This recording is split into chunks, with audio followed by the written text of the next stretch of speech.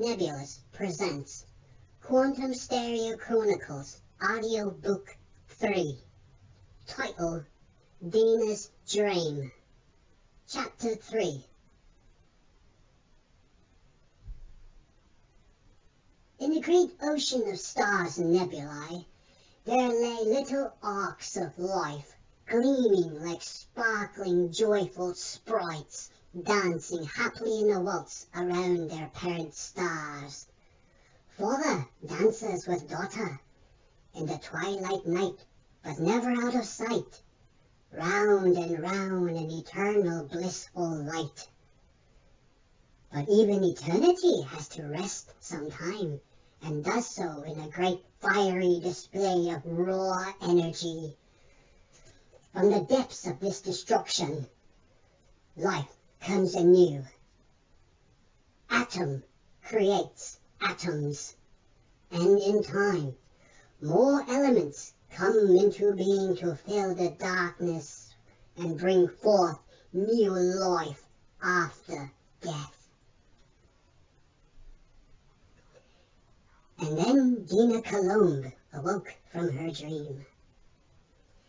She fixed up her pixie ginger-colored hair and took out a small pocket mirror to do her lips and cheeks. Aboard the large intercontinental jet, she shuffled around, anxiously awaiting to get off the plane. It was already on the ground. It was the jolt of the landing that awoke her. Rain. She looked out the window as the droplets ran down from the skies to meet the rich soil below. Outside, she found a hackney, to her surprise. She went inside, and the cab driver asked her, "Where to, love?" "The docks," Deena replied. The carriage drove off into the dead ring of night. The cabby looked through the mirror and noticed her pin on her lapel. "Hand on navy?" he asked. "Yeah," Deena replied. "I just got out. I've been honourably discharged." After a couple of pauses, they arrived at the docks. Deena got out of the car and opened her umbrella that she carried. She then took out a faded photo and struggled to see it clearly. She was looking for a boat, a vessel called a Pretty Buoyant. The cabby looked at her, concerned. "Missy, you best be keeping to yourself here. You know, this ain't no tourist trip. This is Pirate City." Deena smiled. "Thanks for the tongue. I'll be fine." Deena remembered the scrapes and bruises she had accrued as a youthful playing in the fields where she grew up. The hackney drove off into a rainy night, guided by the dock lights. She made her way onto the long, ghostly pier until she found what she was looking for. A big, rusted white whale of a ship, about 100 feet long, with a shanty for a cabin. "Anybody will see a beast? I see you as a beautiful boat," she said to the vessel. And the mighty bow heaved downward as if in acknowledgement. There was not much to see as the rains pelted the little girl relentlessly, and she was now soaked to the bone. The ramparts were not closed, so she shuffled on board, but before she did, she bellowed, "Ahoy there!" The wind started to howl, and then a light turned on above the cabin entrance in the aft section. A large, portly man walked out in a bright yellow poncho and looked at the drenched stranger. "Ahoy there, lass! And you, mate, you be, I wonders, coming in on such an inviting night as this, ho, ho, ho, ho," his jovial belly rolled. "Permission to come aboard, sir." Deena grimaced and held her lapels tight like they were going to fly off at any moment. "Granted, granted, you brave moose. Come in all right. Here, check the devil cold out," the dark-haired skipper said and motioned Deena to the captain. The bell rang and a flash of light lit up the cold, dark night, revealing the wooden shanties that lined up the coastal city. Once inside, Miss Colombe unhooded herself, and the yellow walrus turned around, squinting, studying her. "I never forgets a face. Could it be you? Why have you grown? A woman now? Last time I recall, you were but a wee little sprug running the fields and chasing gackles with wooden swords. Ah, my, how times go so fast." "I'm sorry." Deena looked confused. "It's been a long time and I've nearly forgotten." "Oh yes, Gomer, is it?" The mighty sea ball shook the little hands of the rain-soaked woman. "At your service, me lads." Gomer the happy jutted over to the side where he got 2 mugs of hot ale. "Now tell me, what sort of adventure seeker such as yourself is doing out so farthest from home?" "To tell you the truth, I'm here on official business. My father, excuse me, my father has released this vessel onto me." She filled around her inner breast pocket and produced a white, small, gilded piece of paper. "Hey, you see?" Gomer looked at the papers and then looked at her sternly. And then she said, "You see, I've made captain. This is my vessel now." Again, Gomer looked sternly. Then a big smile and wide as the hunter's bow beamed towards her, nearly blinding her. "Deena the captain? I thought I'd never see the day." Teary-eyed Gomer then reached out to hug her in the most bear-like fashion. To this, a woman looked indignant, but he was a friend of her father, and to this, he said to trust in this man as he would trust in him, and so she did. "I've been the first mate of this love." Boom, boom, boom. He gave the solid tap to the hull. "Most me life, and my friend, your daddy, says you're the new owner, and I'm your first mate now." He looked around the room for his white sailor's hat with blue hinges, found it, dusted it off and put it on, stepped up to Deena and saluted. "Now tell me, lass, how's the landlubber's life for your father working for him, hmm?"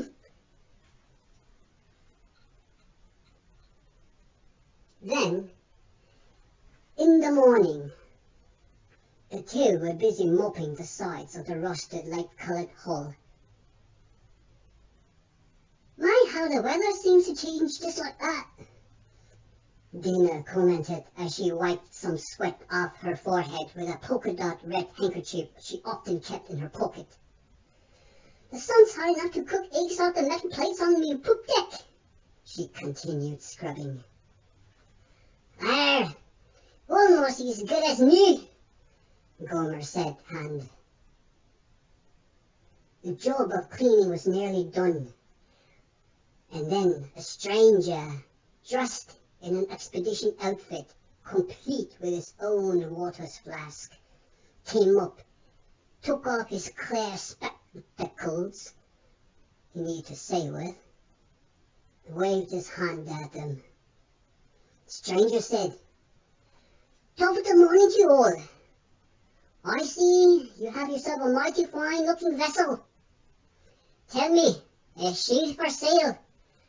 Do pray that these ports has a boat that can surely carry naught but a few cargo containers.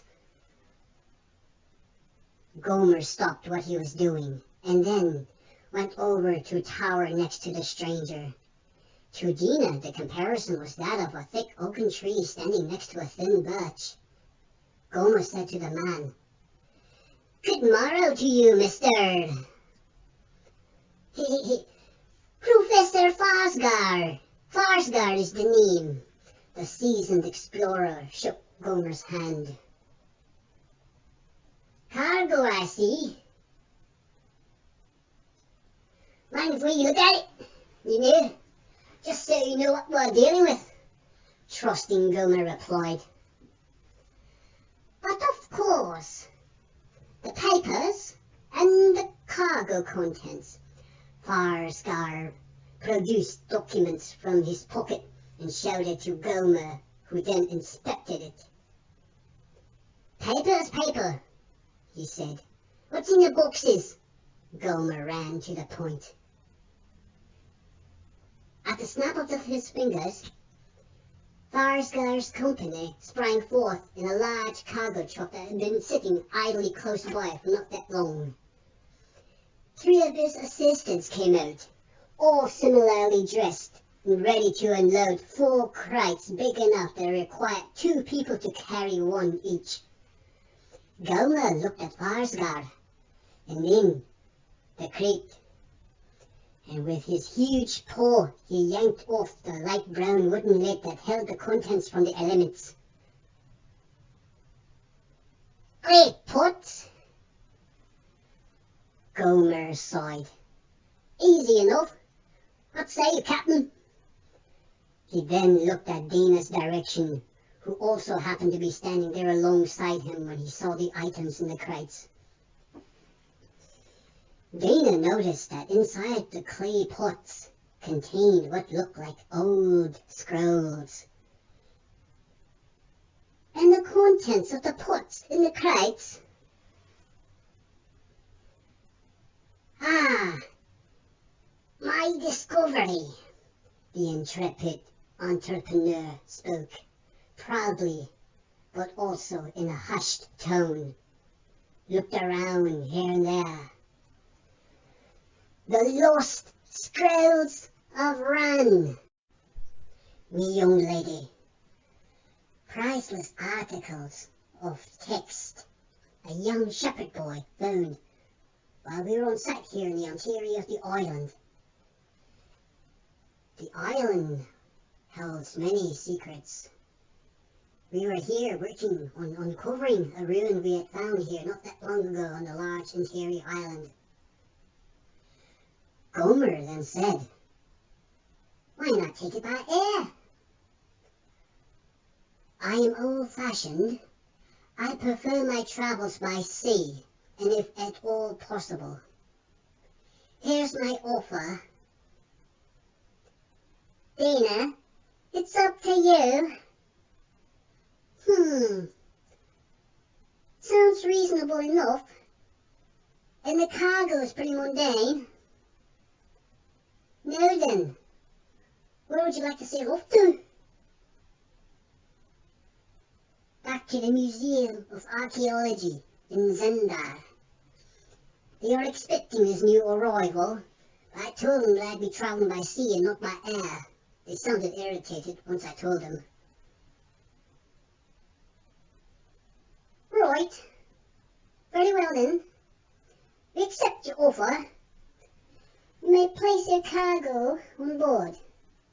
We disembark as soon as we first may get some supplies and provisions for the trip. Captain Deena accepted.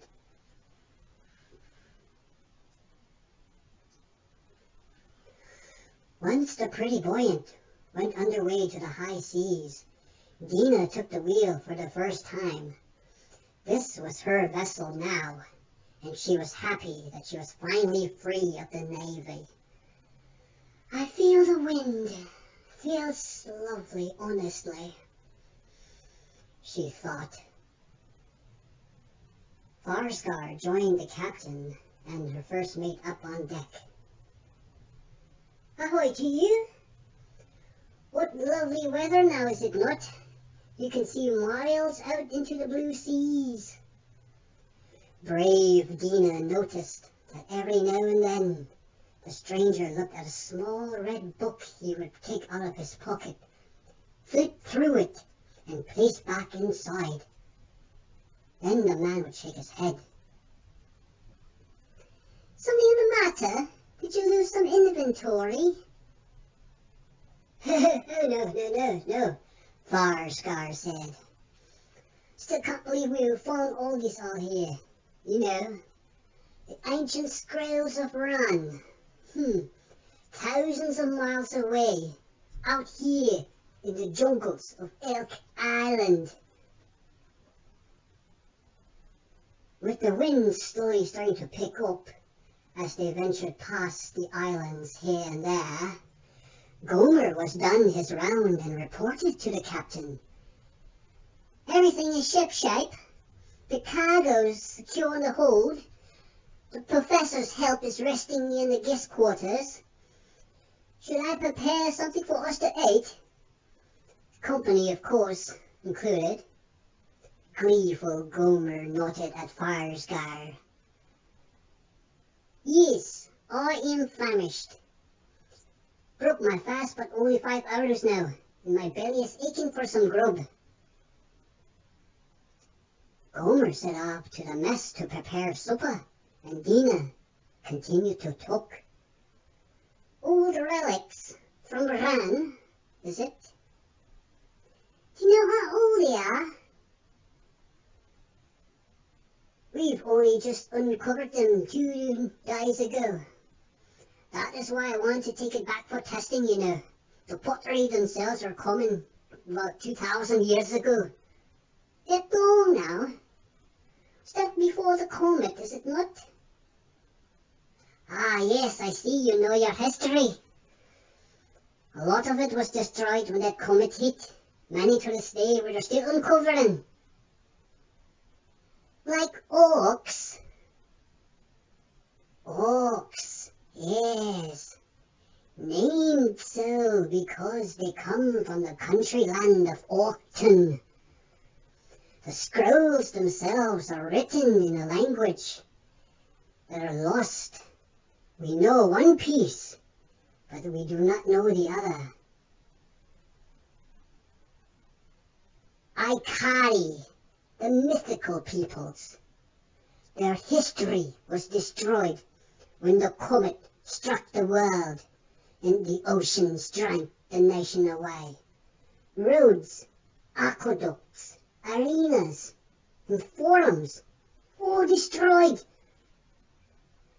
I've been to that country once. The Temple of Maxus is a marvelous sight. My hopes is to translate these, and then tackle the other parts. I wonder what they had to say. Obviously somebody took a lot of time and effort to bury them. Must be very important then. In about half an hour, Deena was still at the helm, guiding the boat manually. She liked the feeling of the raw weight of the buoyant beast. Gomer was back with a plate full of food in his paw and said to Deena, Captain, supper's ready. You want me to relieve you? Thank you, Mr. Eastland. Deena didn't know whether to be informal or not. Aye, Captain. Please, call me Mr. Gomer. Mr. Eastland's me father, you know. Gomer laughed. Okay then, Gomer, you may take the wheel. I'm going to the mess. Grateful Deena said, then went off to have something to satisfy her belly with. She found the mess hall to be empty except for frail Farscar. Boiled chicken and oranges? The dinner of a sailor? She also helped her hand to some leeks and a sweet roll for dessert along with her orange. The two satisfyingly refueled their energy. The supper was hearty and it hit the spot. My, that's easily done. She loosened her belt to let in the food settle freely. Farsgard the Small said, "Compliments to the cook. This is really delicious. I didn't know about you, but rather I'm tired right now. It's probably the food. Well, I think I should retire now." He smiled, then bowed to the captain. "Captain, see you in the morning." He then headed to the guest cabin to be with his comrades for the night.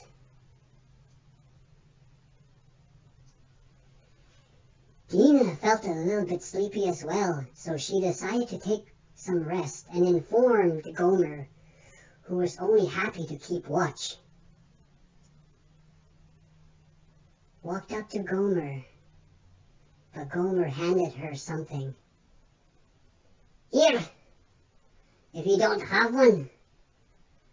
Gomer handed Deena a small .22 caliber pistol and looked at her. "We are in pirate waters now." He gave her a one big armed hug. "I'll protect you, Deena. You're like you was my own. Promise you that." Deena smiled and headed to her private quarters. She placed the gun on a small desk beside her. She relaxed on the bed and slowly started to doze off. Outside, the night was walking slowly into the scene, and the moons of Zendar slowly started to reveal themselves in the night sky, casting a million specks of light on the calming ocean surface.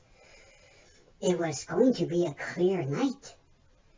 The hunter's bow revealed itself and loomed above the world, ready for another nighttime hunt, like they used to say. Other people called it the arm of God. But whatever the name, it was mysterious to look at. A long purplish band seemingly stretching out with a finger pointing to the center of the galaxy's bulge. The calm oceans were deceiving. A vessel off in the distance from the pretty buoyant gave off its telltale smoke. Another ship was on the same course. Gomer looked with his eyepiece. He could not see any national flag. "Pirates!" he murmured to himself and cursed the sea sirens. Gomer picked up the horn to tell the captain when a sharp whiz went past his ear. "Shoo! Jumping swordfish! Attack! We are under attack!" He pressed a button on a klaxon sound blared across all channels.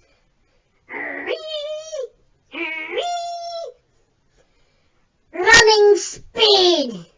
he cried out, and pulled the engine levers all the way to full.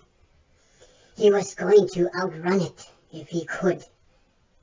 Two of the professor's assistants came out. To this, Gomer shouted, "Keep your heads down! They're shooting at us!" Immediately the two ducked down and watched in horror and disbelief. "We should have taken the plane," one of them shouted. Farsgard also came up, assessed the situation. He also wore warm things and put on a sea cap to keep his head warm, which was also made of metal. "Blasted, where's the captain?" Gomer looked around frantically. But below deck, Deena slumbered on. She was in a deep sleep. She was dreaming.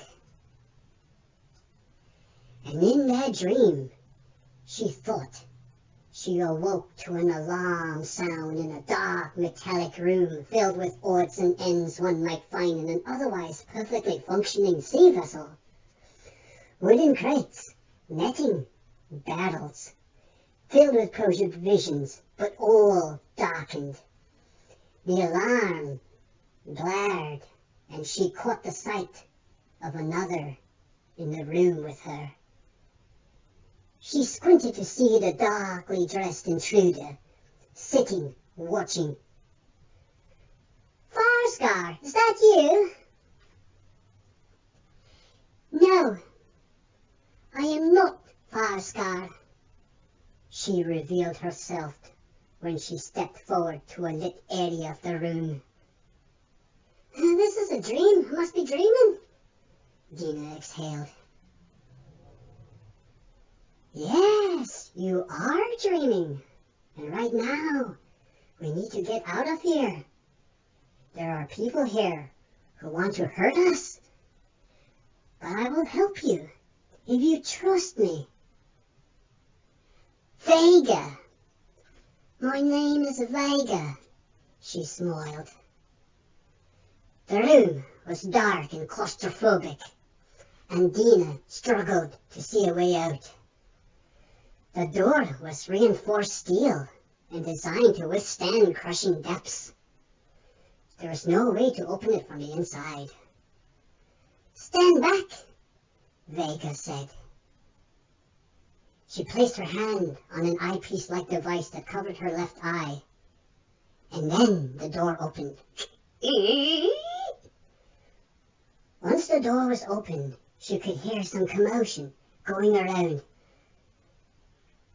The hallway was dark and steeled, and nothing but red light blinking on and off.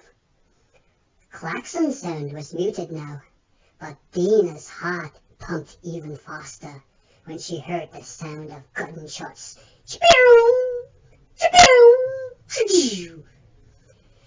"They're close," the mysterious help said to Deena. The two carefully made their way through the hall. They were trying to get to the top deck and on to freedom. Deena remembered the pistol she was given. "Me pistol! Where is it?" she fumbled. She looked around. "Must have forgotten it," she then said to mystical Vega. "Don't worry, I have it." She produced it and held it at the ready. "Follow my lead, and don't you straggle." She ran up, started shooting into the hallway where footsteps were coming close. Blam, blam, blam, blam. Shots rang into their direction, and Deena frantically ducked for cover from any ricochet. She had been in live fire drills before, but this was serious. People were trying to kill her. "Man, I wish I had my own gun," Deena thought. And then she saw Vega darting to and fro, onward onto the assailants, who stopped to reload their ammunition.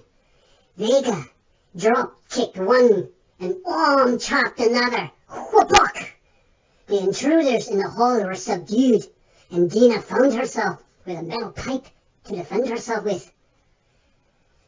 "They are in the cargo hold. Damn!" Vega mumbled to Deena. "That's what they're after!" She gasped in horror when she saw the familiar suit of Farscar, who was lying prone, gone. No, but he was out cold. Then saw Vega go through the man's pockets. Vega found a small red book and read the contents briefly and placed it in her persons. "Now, it's time for me to go now."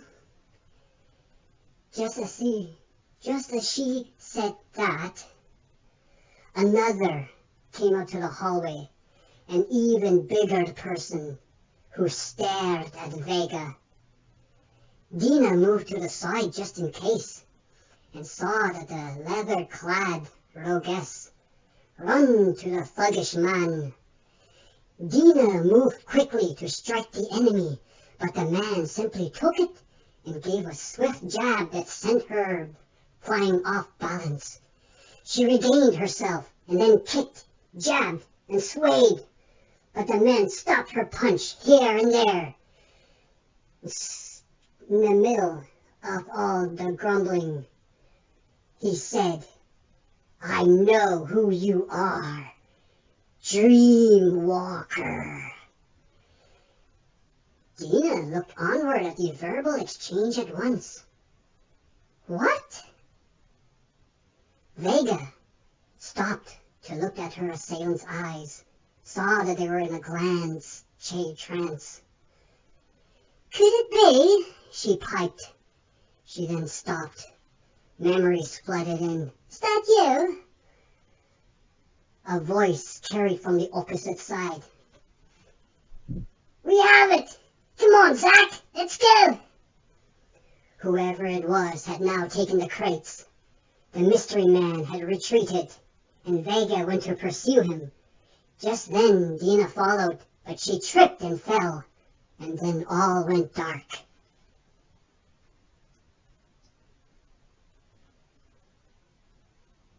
When she came to, the ship was chaotic and quiet. A battle had taken place, and there were many debris, from boxes and things destroyed by gunfire. She got up, found her hands sore. She ran up and saw 6 or 7 great battleships in the distance.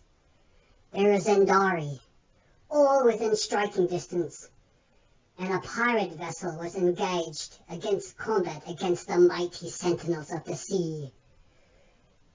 There were hoverbirds in the air, new ones.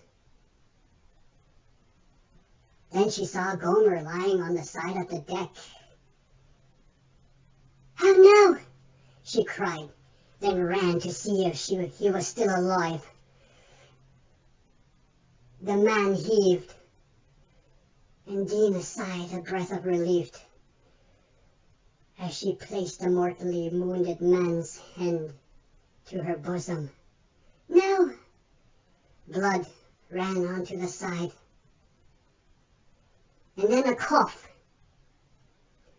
The gruff oak opened his eyes. "Lass, is that you? Oh, you're safe, thank the gods.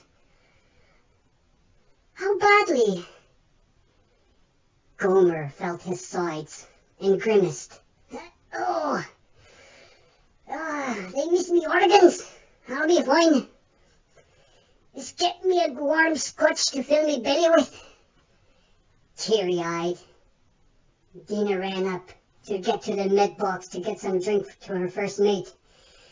She took some bandages up to fill her pocket, and as she did, she felt something. She felt to see what it was. It was her pistol and a red book.